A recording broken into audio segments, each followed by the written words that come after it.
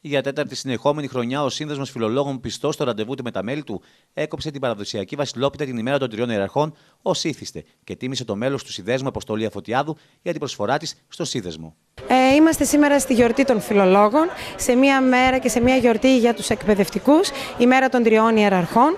Ο Σύνδεσμος Φιλολόγων έχει καθιερώσει τα τελευταία 4 χρόνια και διοργανώνει εκδήλωση κοπής Βασιλόπιτας. Στην ουσία είναι μία ευκαιρία να βρεθούμε, να συζητήσουμε σε ένα χαλαρό και ήρεμο περιβάλλον και είμαστε πολύ χαρούμενοι γιατί κάθε χρόνο τιμά ο Σύνδεσμος Φιλολόγων μία προσωπικότητα, ένα άτομο που έχει προσφέρει στον κλάδο των φιλολόγων και γενικότερα στην εκπαιδευτική κοινότητα της πόλης των Σερών.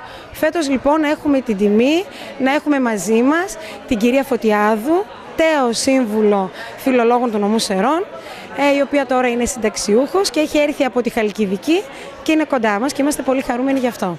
Η απόδοση τιμή στο πρόσωπο της Αποστολίας Φωτιάδου είναι μια απόδειξη των συνεχτικών δεσμών που επικρατούν μεταξύ των μελών του Συνδέσμου Φιλολόγων, που με σκληρή δουλειά εδώ και χρόνια προσφέρουν αγόγγιστα και κρατώντας χαμηλό προφίλ στο πολιτιστικό και εκπαιδευτικό γίγνεσθε των Σερών. Επειδή στο Σύνδεσμο Φιλολόγων πιστεύουμε πάρα πολύ στις σχέσεις που δημιουργούνται, δεν είναι μια βράβευση, στην ουσία είναι απόδοση τιμής σε ανθρώπους που είναι πριν από εμάς, σε αυτές τις θέσεις που τώρα βρισκόμαστε εμείς, γιατί για να υπάρχει ένας σύνδεσμος, για να υπάρχει μια κοινότητα εκπαιδευτική, που εμείς πιστεύουμε ότι οι φιλόλογοι του νομού Σερών είναι μια ζωντανή και δημιουργική κοινότητα, κάποιοι άνθρωποι έχουν βάλει μικρά λιθαράκια. Αυτούς τους ανθρώπους το Διοικητικό Συμβούλιο του Συνδέσμου Φιλολόγων τους τιμά. Όσον αφορά στο 2015, μετά και τις τελευταίες πολιτικές εξελίξεις και την αλλαγή κυβέρνησης, αν και προς το παρόν φαίνεται ομιχλώδες για τους εκπαιδευτικούς και κατά συνέπεια και για τους φιλολόγους, στόχος θα είναι η σκληρή δουλειά και η συνεχής προσφορά στην εκπαιδευτική κοινότητα. Εγώ θα μου επιτρέψετε να πω ότι για τους φιλολόγους το 2015, για το Σύνδεσμο Φιλολόγων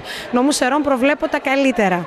Βέβαια, οι εξελίξεις και όλα όσα υπάρχουν στο τοπίο το εκπαιδευτικό είναι σαφώς ομιχλώδη, επιβαρύνουν πάρα πολύ το ρόλο του εκπαιδευτικού, πόσο δε μάλλον το ρόλο του φιλολόγου.